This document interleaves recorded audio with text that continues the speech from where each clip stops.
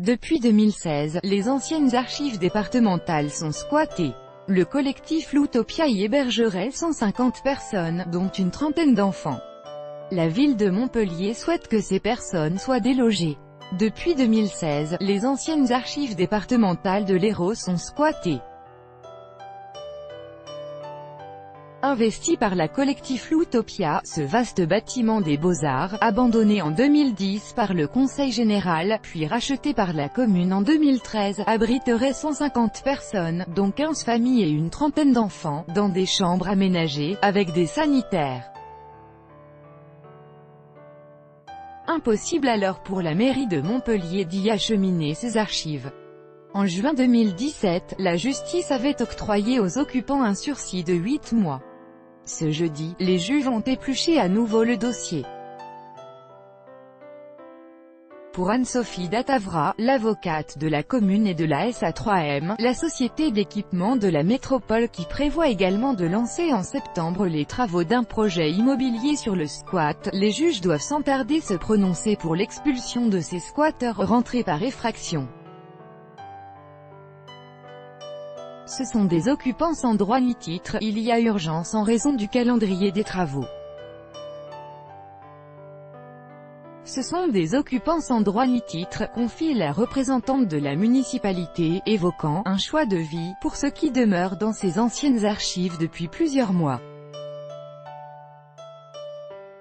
Rien ne permet de démontrer que des recherches de logement sont faites, a-t-elle plaidé jeudi.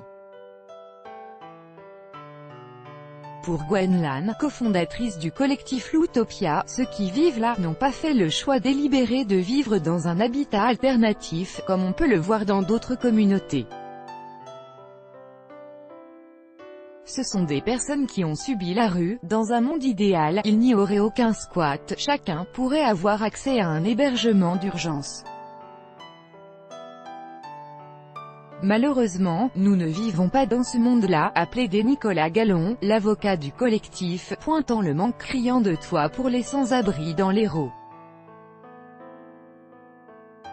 Une expulsion sèche aurait des conséquences graves, c'est ainsi que le collectif a pris l'initiative d'apporter une solution à ces personnes en leur offrant un lit, des repas, sans condition, indique le représentant du collectif Loutopia, et un accompagnement social poussé.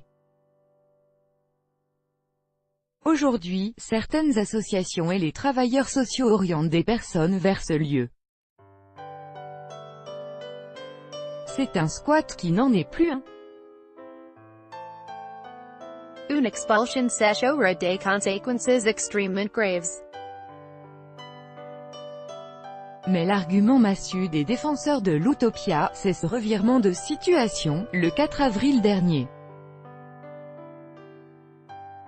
Le maire Philippe Sorel, divers gauche, annonçait soudainement l'abandon du déménagement des archives vers les Beaux-Arts, et la construction d'un nouveau bâtiment, sur la ZAC de la République. Sorel. P ne peut plus attendre, et révise son projet sur la ZAC République, quartier Port-Marianne, dans une zone qui ne peut pas recevoir du logement, le long de l'autoroute. Le bâtiment recevra les archives de la Montpellier-bas. https://t.co/22nz7ifrseol, Guillain-Balsan, @Guillain-Bolzan, April 5, 2018. L'argument principal qui justifiait cette expulsion n'existe plus, confie Nicolas Gallon.